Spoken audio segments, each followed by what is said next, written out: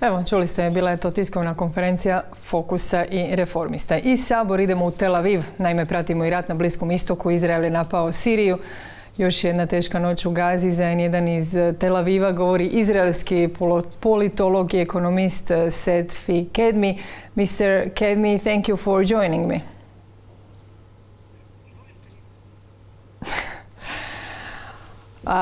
I believe... So those are the first words that you have learned in Croatian, I guess. Yeah, but this was more funny. However, thank you. Let's go to the subject. Mr. Kedmi, we talked on the day when Hamas attacked Israel. It's been over a month. How do you see things now? As you probably know, this was our Vukovar, but 50 times the number. More than 1,400 people were murdered, raped, burned, beheaded, entire families taken, more than 200 kidnaps, including babies and kids and elderly by an ISIS-like organization. Since then, we've been shelled with rockets on a daily basis. I myself, with my kids, sit in a bomb shelter every time there's a siren or run to one. You probably have the same memory from the 1990s, the horrible 90s in the Balkan War. And this has been our lives. But we are relatively more fortunate because there are many people, we have school with the kids, more or less, or we work from afar. But there are about 200,000 internally displaced people. I hosted a family from the south in my house.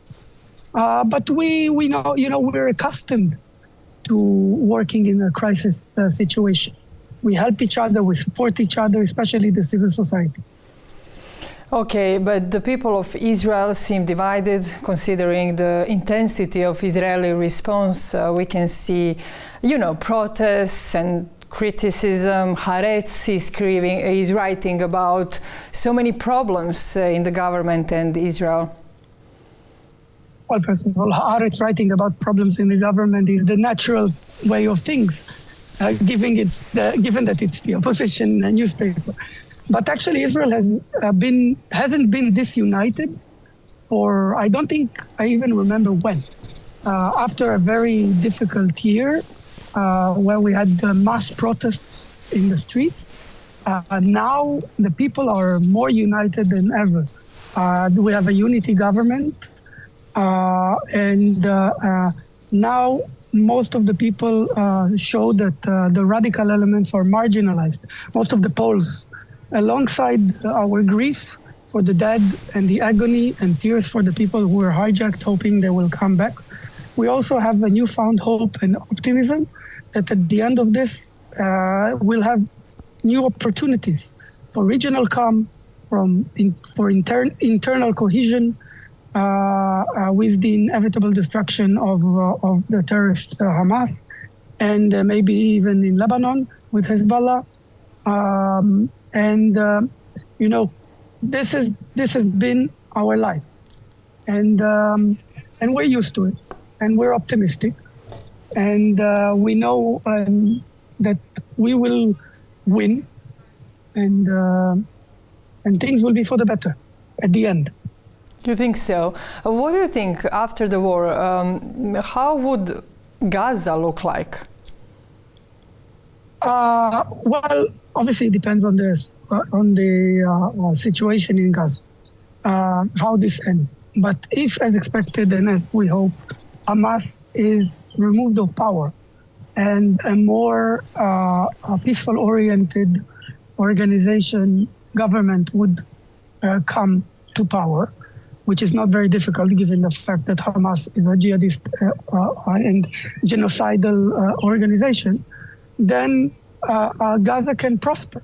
It needs to be rebuilt. The educational system of hate and anti-Semitism needs to change. Gaza has a huge potential.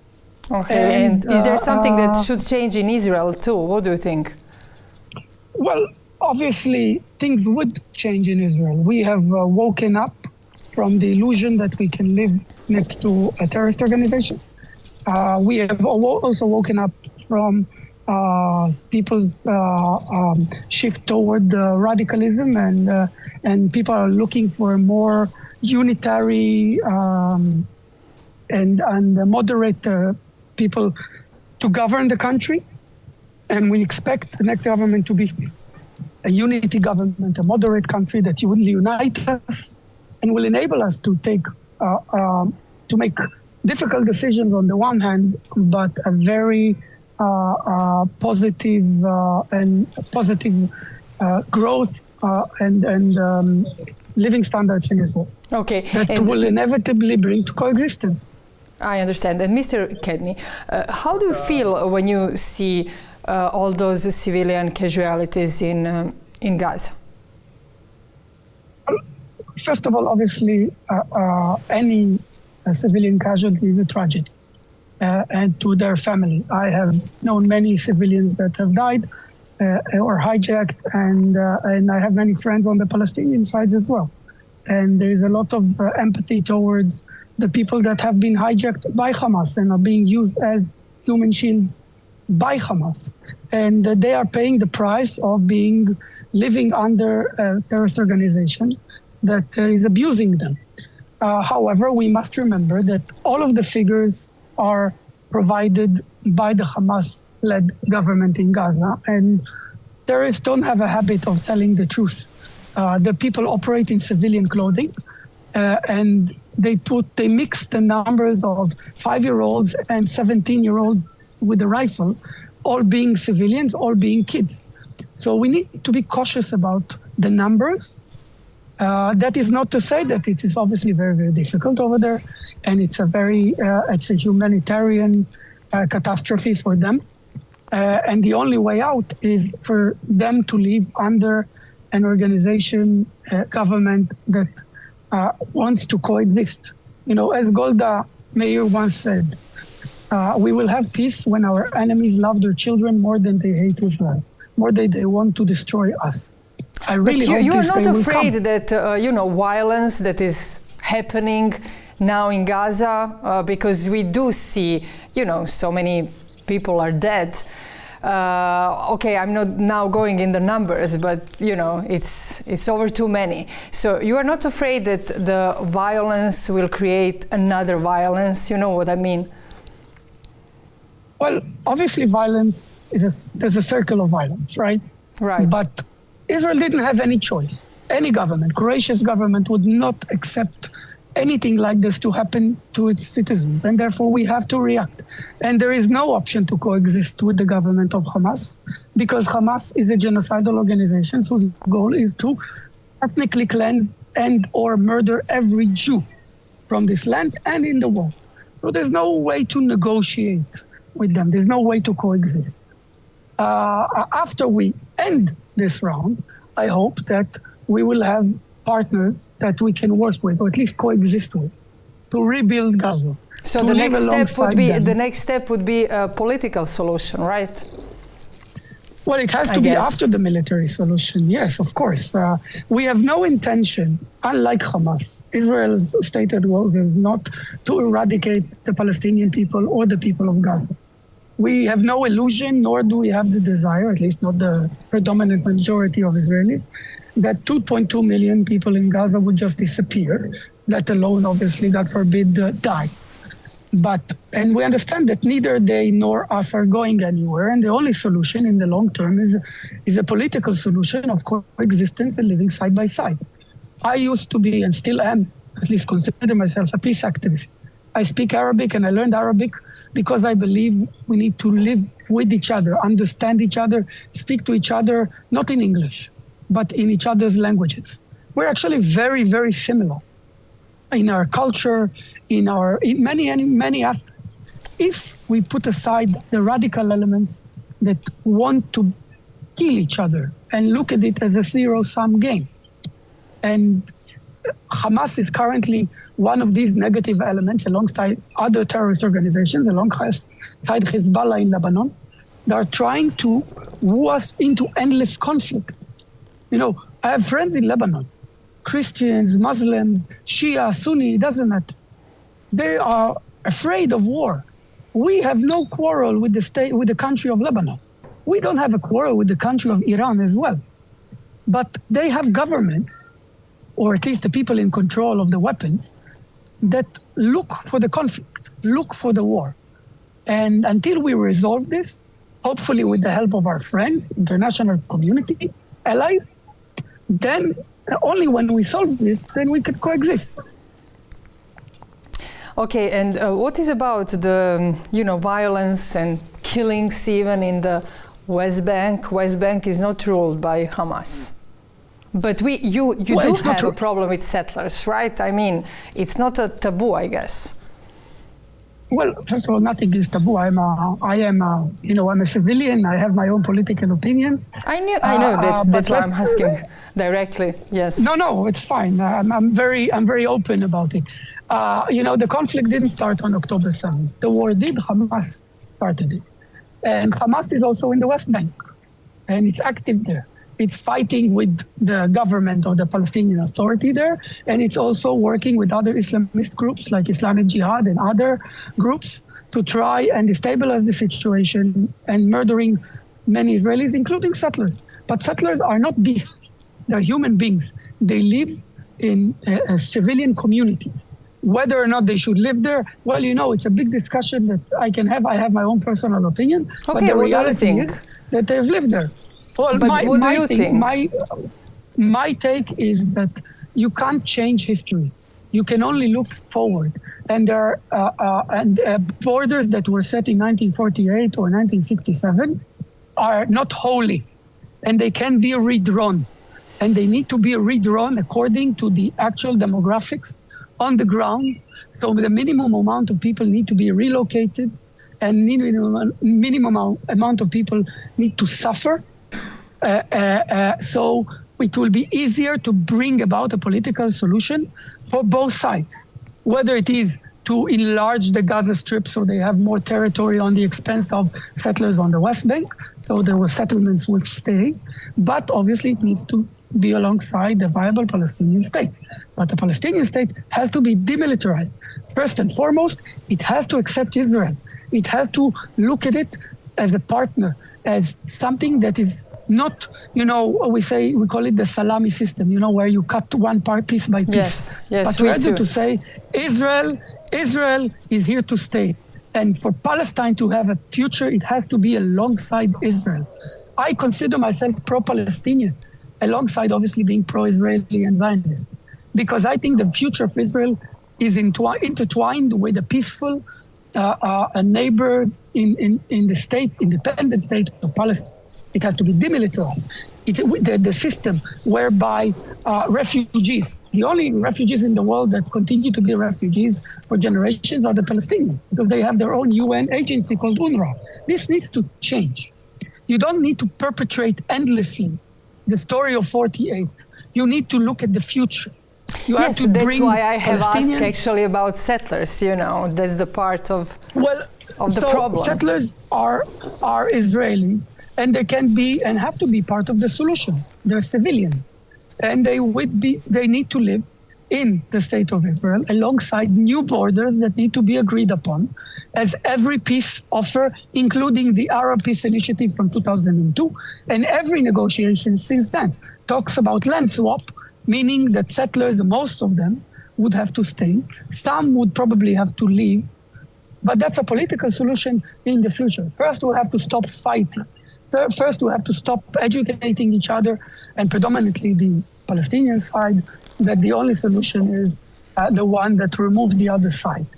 Okay. And then we can live peacefully. Okay, tell me something else. I have been, talking with Israelis and Palestinians. Palestinians are telling me that they have been suffering discrimination in Israel too, in administration or some other examples. How do you see that situation? Well, I won't sell, a story about endless coexistence of love story between Jews and Arabs in Israel. Okay. But Israel is a viable democracy. And it means that the Arabs in Israel, the civilian Arabs in Israel, have full equal rights in Israel. They are Supreme Court judges, they are heads of police, they serve in the military if they choose to, they are doctors, they can work in almost every position, unlike, by the way, Palestinians in Lebanon or in other places where they're refugees. And they have a lot going for them. This does not mean that there are that they don't have difficulty.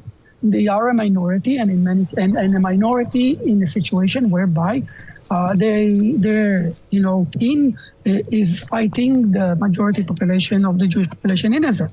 So that creates tension, and some people are radical.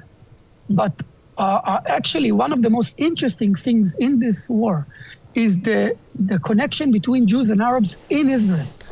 Now, more than ever in the history of the state of Israel, the Arab population of Israel feel more Israeli than ever before.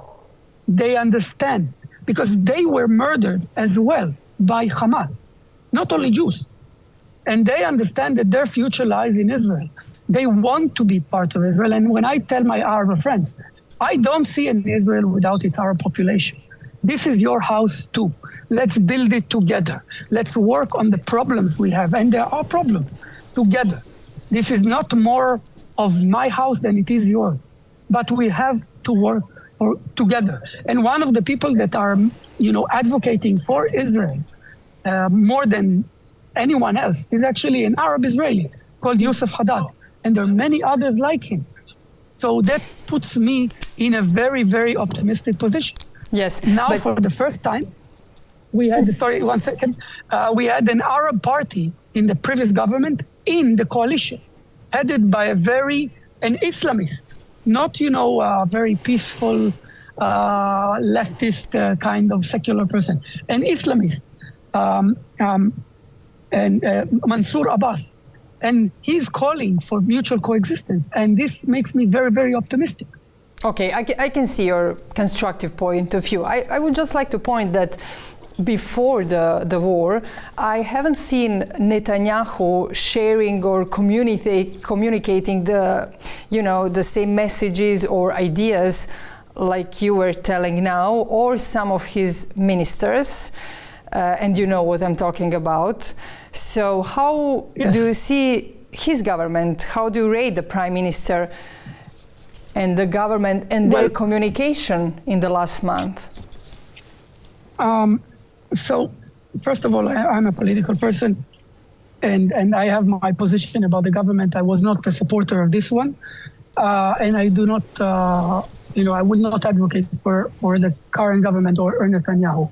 Having said that, the government is obviously a very right-wing government that came to be given a very unique political situation. This would change. But if you look at public opinion in Israel towards the Arab population, towards coexistence, towards peace, you'd see that it hadn't really shifted in many years. Most people still are interested in peace. I educated my kids for peace. I have Arab teachers in my kids' school. I don't teach them to hate, neither me nor my friends. So yes, we have radicals. And as for the government itself, well, luckily, this Israeli civil society and the general population has been very, very active and filled the gaps of the government. We did not wait, whether it is to host people in our homes, whether it is to bring food to the refugees, the internally displaced refugees, whether it is to help our soldiers gear up and bring them food to wherever they are, because we had 150% show up for military reserves, meaning people volunteered over and over and over because we have no choice, and this is our country. So the civil society is covering the gaps of what the government does not do, and everybody knows that this government is at the end of this war will go, and Netanyahu is very, very much behind in the polls. He's weaker than ever before, and I don't think he will continue to lead the Likud, his party, after this war. And we will have a unity government, a more moderate government, more like, hopefully, along the lines of the previous government, hopefully including in our party in it. And I think that leads us to be more optimistic. We have to understand that the political system in Israel is not perfect, like any other country. And what you see from the outside is not exactly the situation on the inside. And there are many intricacies and that lead to the situation, the end result. But facts matter. And we need to understand that. And I'm very optimistic about the future. Okay, and the last question, Mr. Kedmi.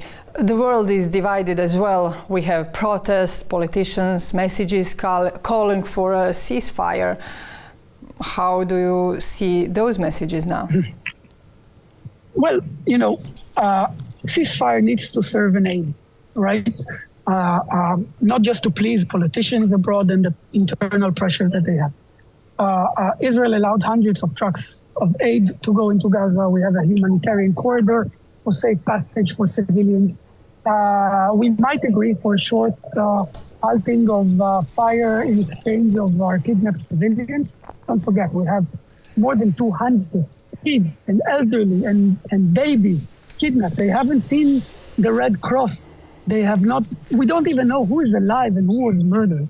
But generally, it doesn't make any sense to have a ceasefire that will allow terrorists to just rest and regroup. We might agree to something that is more limited in order to have a humanitarian release of hostages or an exchange of some sort. But we will not stop. We cannot stop. We cannot afford to stop until Hamas are completely defeated.